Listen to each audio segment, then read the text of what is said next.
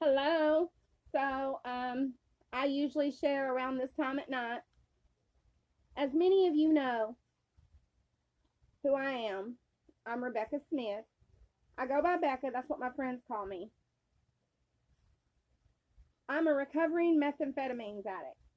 Today, I am 133 days clean by God's sweet grace. I've tried all the programs over a 20-year span. I tried over and over and over to stay clean, and I never could. I've always loved God. I've always knew who Jesus was and who God was, and I always knew that God gave up his only begotten son. But you know what I didn't do? Through all of my drug use, through all of my 20 years of addiction off of so many different things, including life itself, I never put God at the head of my life. We can go through this world and we can say this and we can say that, but the truth be told, somebody needs to be honest with everybody and tell them. Because so if nobody else will do it, I will.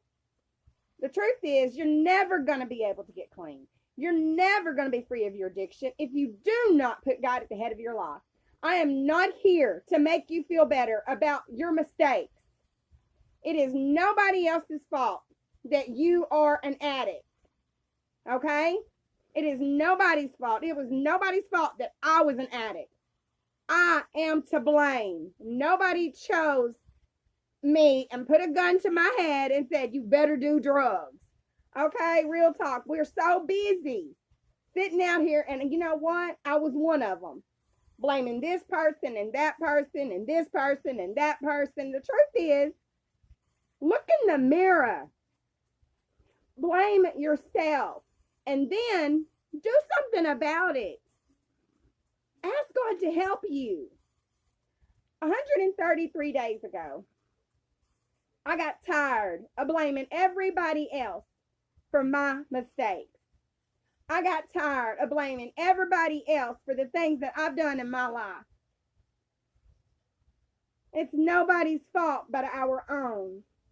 And if you'll put God at the head of your life in everything you do, in every aspect of your life,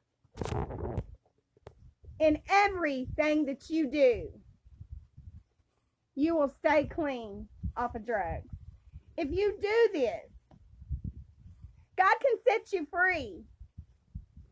But you are to give his word. You are to tell the message of who he is. You are to show your love for him. Do you understand what I'm saying? You know, in this life, we are given time after time, chance after chance to get it right. So many times, we are given so many chances. I'm trying to fix my camera. So many chances to get it right.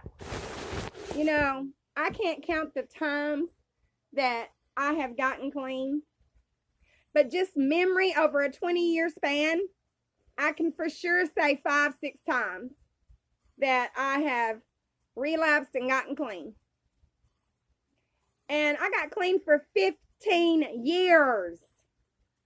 And in 2015, when things got really too much for me to handle, instead of me calling out to God like I should have, guess what I did? I went and got high. You hear me? I went and got high. That's sad, isn't it? You know, we let society label us and judge us. The truth is, it don't matter what your addiction is, whether it's heroin, whether it's methamphetamines, whether it's weed, whether it's cigarettes, whether it's cocaine, whether it's food, whether it's sex, whether it's television program you watch too much, or whether it's the car that you put before God. But see what I just said? Anything you put before God, anything you love more than God is an addiction. So while the people out here that are labeling the druggies, start looking at your own self. In the Bible, Jesus says to us in Matthew, look in your own eye. Take that speck out of your own eye before you take the speck out of your brother's eye. What that means is before you start judging somebody else about what they do, you need to look at yourself first. You know, I can't express it enough to put God at the head of your life.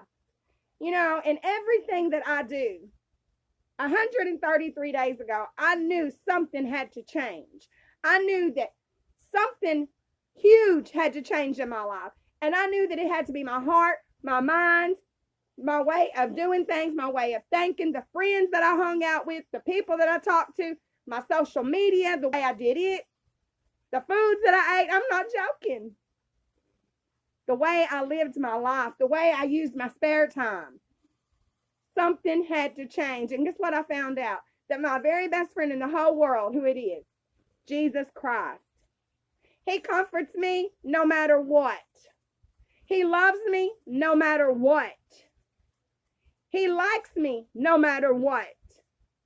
But you know what you got to do? You got to always talk to him. Be real with him. Keep it real. Because he knows when you're faking it to make it. So don't do that. I love y'all. God bless you.